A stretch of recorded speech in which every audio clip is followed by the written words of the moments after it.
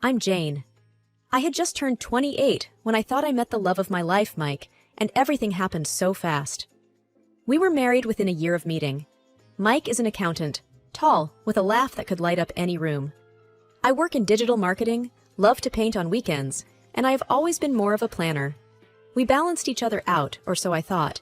It was the day after our wedding, and our living room was piled high with wrapped presents and envelopes.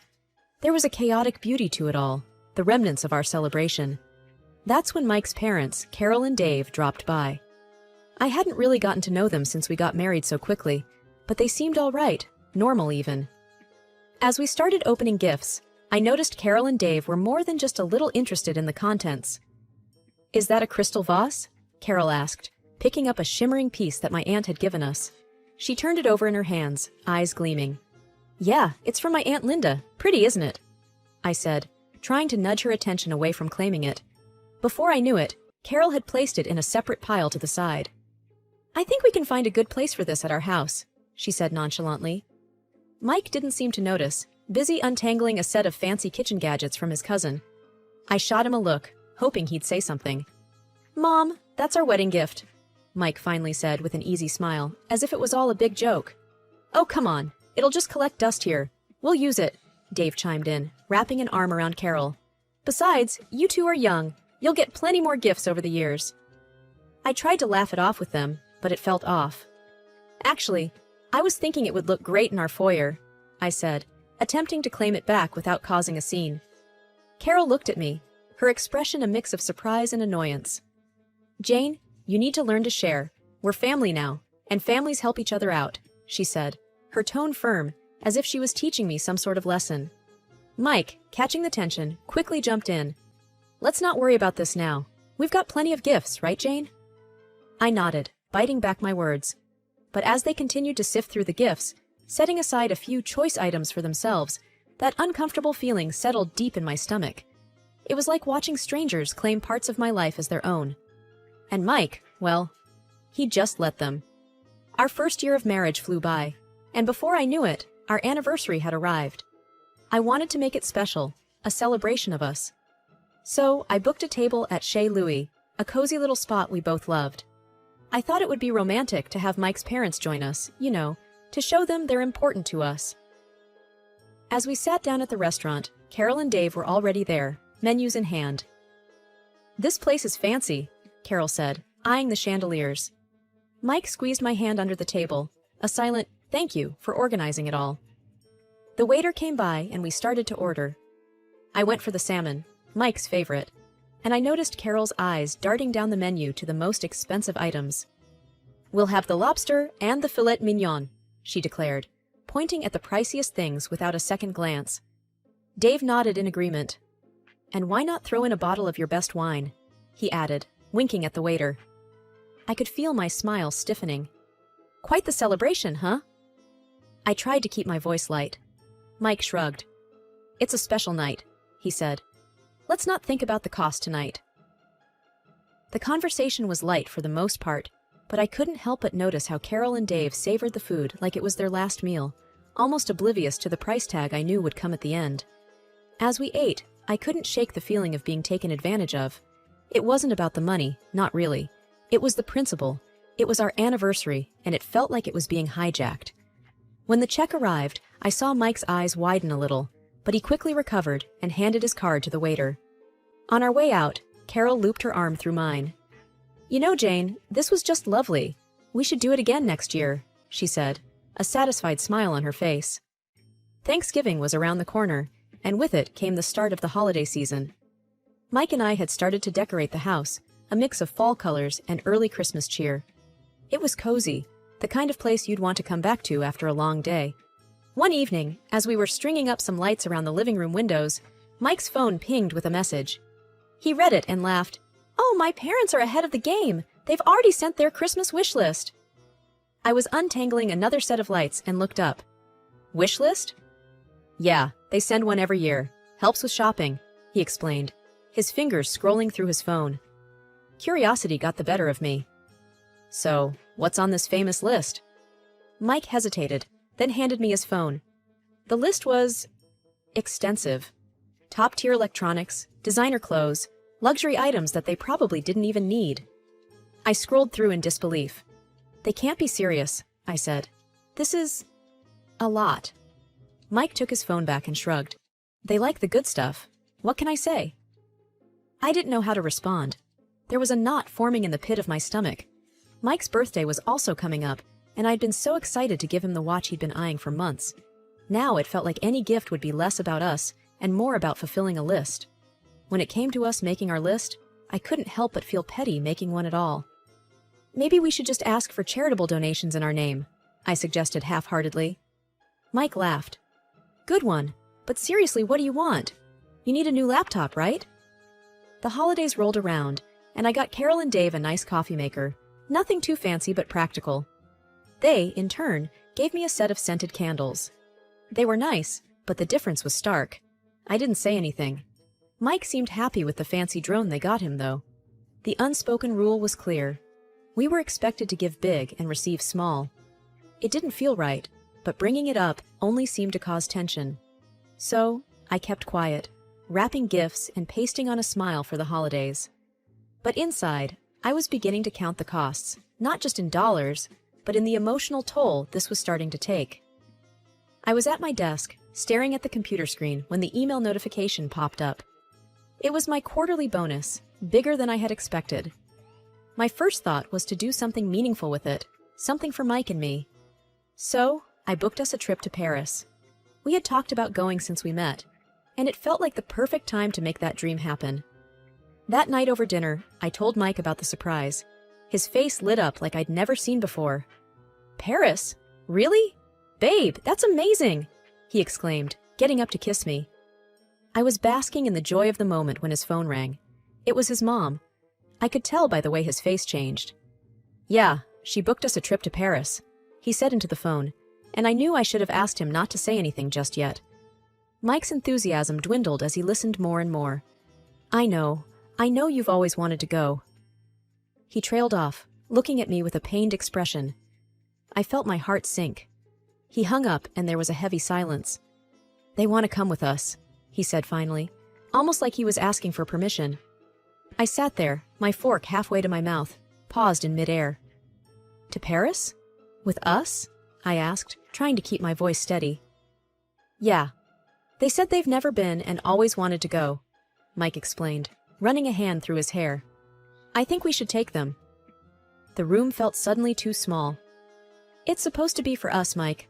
Our trip, I said, feeling a tightness in my chest. He didn't respond at first, then. I know, but they're getting older, and I feel bad. They've done so much for me. I thought about all the one-sided gift exchanges, the anniversary dinner, and every other little thing that had piled up over the past year. But this is our time, I insisted, my voice firm. We can plan a trip with them another time. This bonus, it's for us. Mike sighed, a deep, frustrated sound. They won't understand that. You know how they are. And you know how hard I've worked for this, I said, the words like stones in my mouth. I want us to enjoy it together, just us, like we planned. Mike didn't say anything for a while. Then, okay, we'll tell them some other time might work better. But when the time came to tell them, Mike's words faltered. Look, maybe we can all go together next year, he offered, but Carol was having none of it. Why next year? We can afford it now, she retorted over the speakerphone, her voice laced with disappointment. I couldn't take it anymore. Because this trip is for us, Carol, Mike and I. We need this time together, I said, unable to hide my frustration. There was a pause, then Carol said, Well, that's very selfish of you, Jane. Very selfish indeed. After the call, the air between Mike and me was tense. He was torn, I could tell, but this was one thing I wasn't willing to budge on. Paris was meant to be a dream trip for us, and I wasn't going to let that dream be taken away. Mike became a shadow in his own home, leaving early for work and coming back late. Our conversations dwindled to monosyllables. Dinner's in the oven, I'd say when I heard the garage door open, my voice echoing off the empty walls. Thanks, he'd reply, a hollow word that hung in the air between us. I missed him, missed us. I yearned for the easy days when we'd dream together on the couch, our plans and laughter intertwined. I longed to reach out to him, to break through the invisible barrier that had erected itself after the argument over Paris. But every attempt felt like speaking through a thick glass wall. I could see him, but I couldn't reach him. One particularly hard evening, I sat at the dinner table across from Mike, the sound of his fork against the plate drilling into the silence. I cleared my throat. "Mike, this can't go on," I started, my voice barely above a whisper, fearful of shattering the fragile peace. "We need to talk about what happened. We can't let this silence be the new normal for us." Mike continued to eat, his expression unreadable. Then he set down his fork, a sign that I had his attention, even if just for a moment. "What do you want me to say, Jane?" he asked, a hint of weariness seeping through.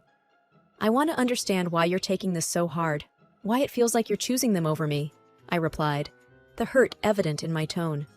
He sighed, his hands folded in front of him. "They're my parents, Jane. They've been hoping to go to Paris their whole lives." "And what about what we've been hoping for? Our plans? Our dreams?" My own frustration started to bubble up, words becoming more pointed, desperate to bridge the gap between us. Mike ran a hand through his hair, a gesture of exasperation I'd come to recognize. I know," he said, and for a moment I saw the flicker of the man I married, conflicted and torn, but not indifferent. "It's just, they've always been there for me. I feel obligated, you know."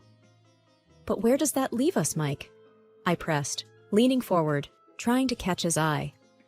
"What about our marriage?" He didn't respond right away, and in that pause, I felt a wave of fear.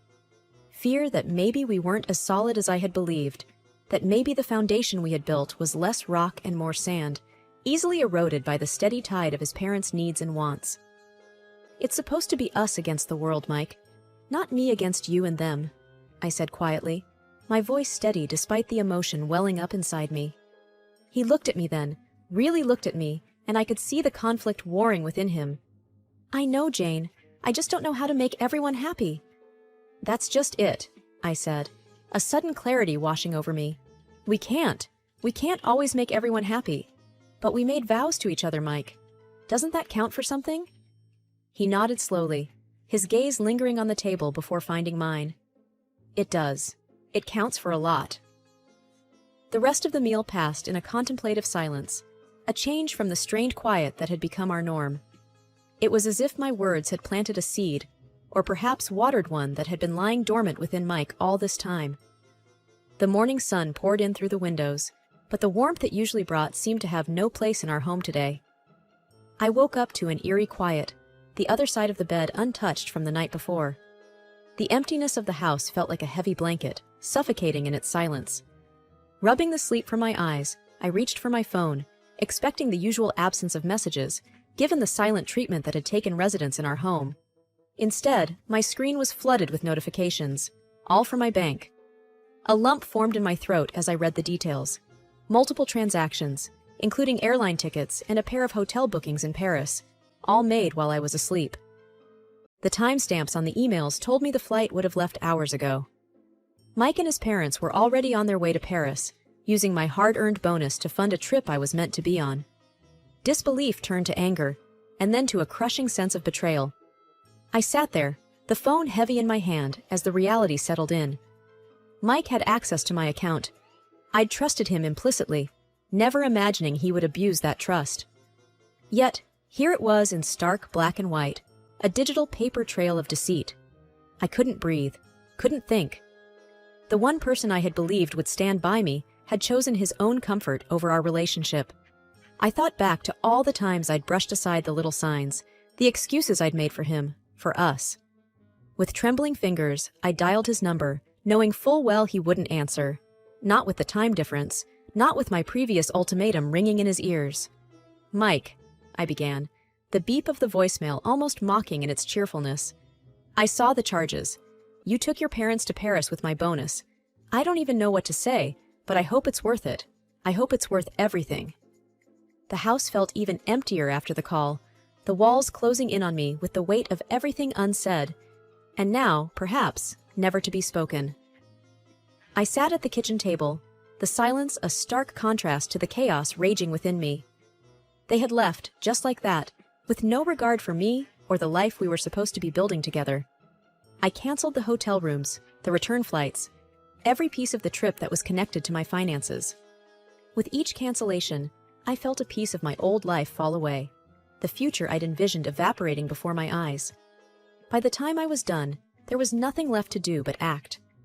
I contacted the bank and removed Mike's access to my accounts, a finality in each click that felt both terrifying and liberating. The man I had married, the family I had tried to be a part of, they were all just strangers now. Strangers who had used me, who had seen my generosity as something to exploit rather than cherish. I packed my bags with a robotic efficiency, each item a reminder of a dream I had to put away. There was no going back from this, no gentle words or apologies that could mend the rift that his betrayal had caused. Mike had chosen his path, and in doing so, he had set me on mine. The ring I'd once worn with pride lay cold and heavy in my palm. I set it down on the counter, its sparkle mocking in the morning light, and with one last look at the life I was leaving behind, I closed the door on the house that was never truly a home. It was late afternoon when I finally left the house. My car was packed with clothes and essentials, a stark reminder of the sudden turn my life had taken. As I drove, the messages began to flood in. One from Mike, several from his mother. I pulled over to read them, knowing they'd only fuel the fire of my resolve. Mike's message read, "Jane, please, we need to talk about this. Can't we just discuss it?" His words seemed hollow, almost insulting in their simplicity. I started to type a response, then stopped. No words would bridge the chasm between us. His mother's messages were a mix of confusion and anger. "What's going on? Why have you canceled our rooms? Call me." I imagined her sitting in a cafe in Paris, expecting luxury and finding complication. I turned the phone off. They were in the middle of a trip funded by deceit.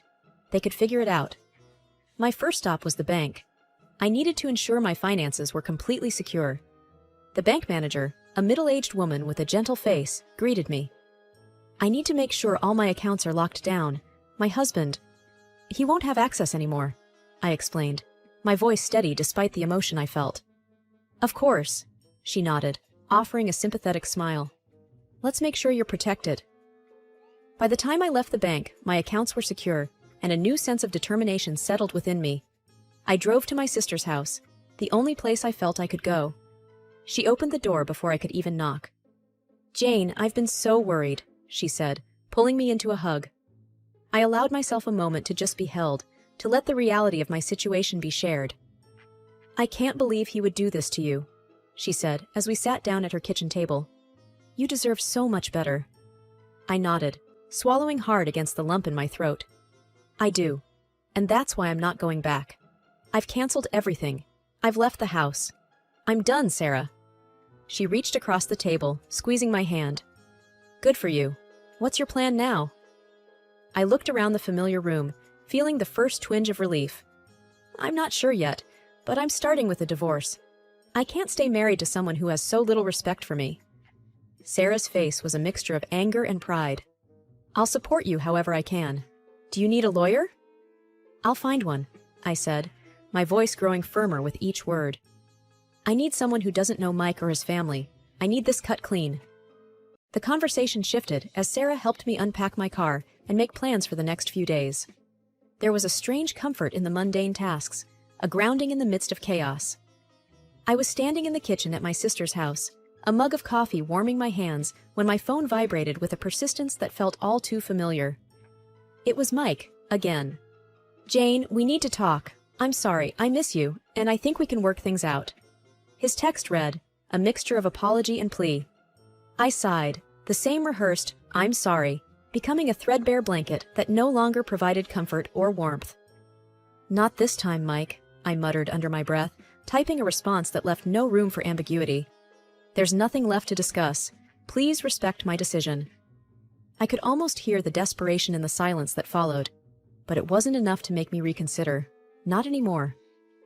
My resolve was tested further when, a few days later, Mike's parents made a dramatic appearance at my sister's doorstep. Their faces were twisted in anger as they barged past Sarah, who stood wide-eyed at the door. "You've got some nerve, Jane," his mother exclaimed, her voice shrill. "You ruined our family vacation. You're just a greedy, selfish woman. Sarah stepped between us, her stance protective. That's enough! You're not going to come into my house and insult my sister.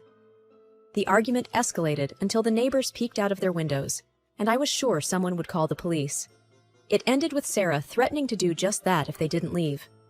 Their departure left a sour air that lingered long after they were gone. But amidst the chaos, a realization settled within me. I was truly done.